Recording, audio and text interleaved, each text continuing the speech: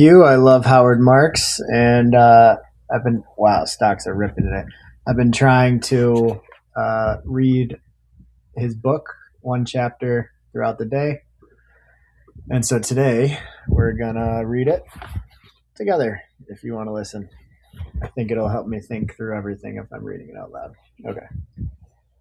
The art of investment has one characteristic that is generally appreciated, not generally appreciated.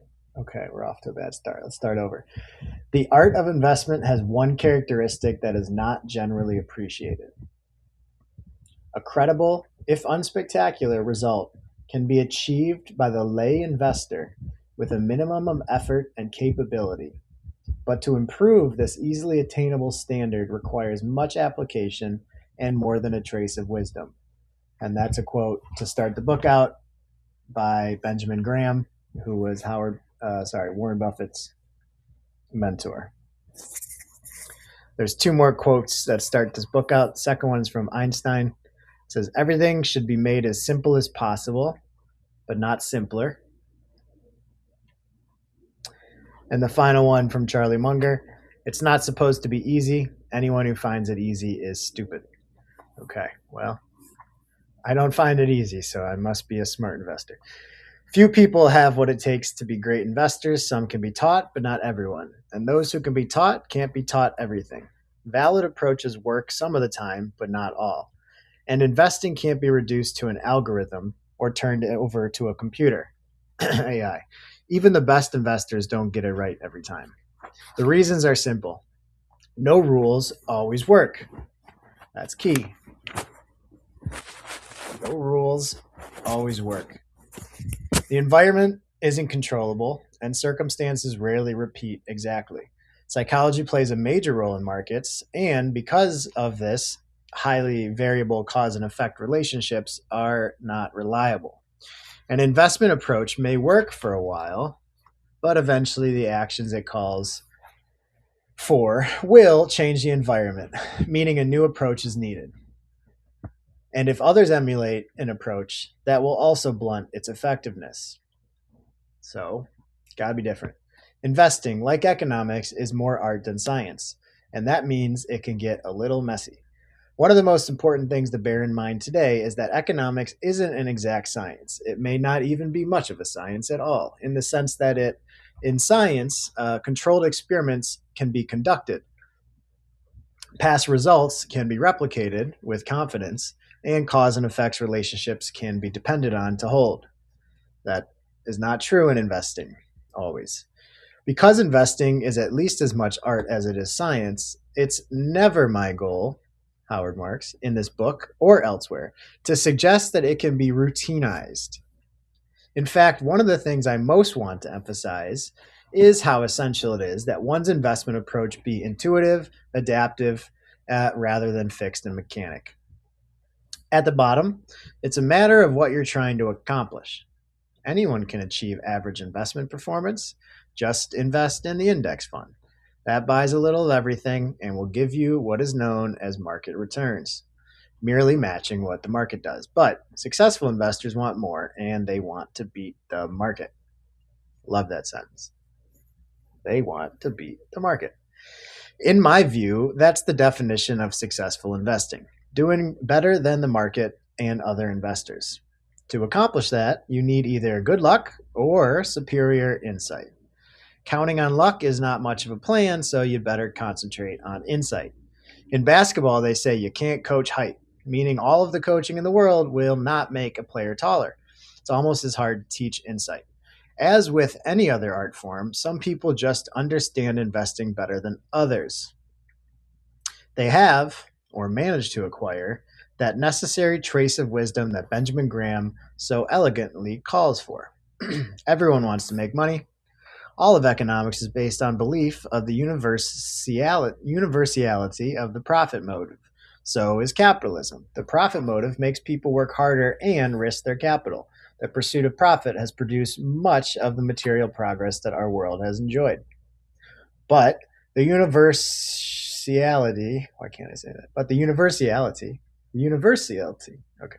but the universality also makes beating the market a difficult task. Millions of people are competing for each available dollar of investment gain. Who will get it? The person who's a step ahead. In some pursuits, getting to the front of the pack means more schooling, more time in the gym, more time in the library, better nutrition, more perspiration, better stamina, better equipment. But in investing, there is only one thing. But in investing, those things count for less. It calls for a more perceptive thinking, and that is what Howard calls second level thinking. And this is what this whole chapter is about, second level thinking. Here we go. Would-be investors can take courses in finance, accounting, they read. If they're fortunate, they'll receive mentoring from the right person, but only a few of them will actually achieve that level of superior insight, intuition, and sense of value. It requires second level thinking. Now remember, your goal in investing isn't to earn average returns. You need to do better than average. Thus, your thinking has to be better than that of others, both more powerful and at a higher level. Since other investors may be smart, well-informed, highly computerized, you must find an edge that they don't have. And so you have to think of something they haven't thought of, see things they miss, or bring insights that they do not possess. You have to react differently, and you have to behave differently. In short, being right may be a necessary condition for investment success, but it's not sufficient. You must be more right than others. You must be more right than others, which by definition means your thinking has to be different. So he then goes on to define what is second level thinking. And this is the best part of this whole chapter. Great examples. Okay, so a first level thinker says, it's a good company, let's buy the stock. Second level thinker says, it's a good company, but everyone thinks it's a great company and it's not. So the stock's overrated and overpriced. Let's sell. First level thinkers think to themselves, the outlook calls for low growth and rising inflation, so let's dump our stocks. The second level thinking says the outlook stinks, but everyone else is selling in panic. Let's buy. The first level thinker says, I think the company's earnings will fall. I need to sell. The second level thinker says, I think the company's earnings will fall less than people expect, and the pleasant surprise will lift the stock. Buy. First level thinking is simplistic, superficial, and just about every single person can do it, which is obviously a bad sign for superior returns. All the first level thinkers needs is an opinion about the future, as in the outlook for X is good, so let's do Y. Second level thinking is a deep, complex, convoluted process. The second level thinker takes a great many steps into account. And here's some of the questions he lists out. These are great. What is the range of likely future outcomes? Which outcome do I think will occur? What's the probability I'm right? Okay, so let's use a stock as an example of one of the stocks I'm looking at. Let's use UAMY. Okay, so what is the range of likely future outcomes? One range is that it's at what, 770 now? Let's check. 774. Okay, so one possibility is that it goes back to its 1050 range. What would need to happen for that? Well, confirmation that their growth in revenue is going to grow from 30 million to 100 million. CEO's confirmed it multiple times. Personally, I trust the guy. He seems like salt of the earth, but that'll be a key variable once their next earnings call comes. So that's probably a key thing to position ahead against. There could be slowdowns in the government grants. That's definitely an issue or a possible outcome, and that would be very bearish.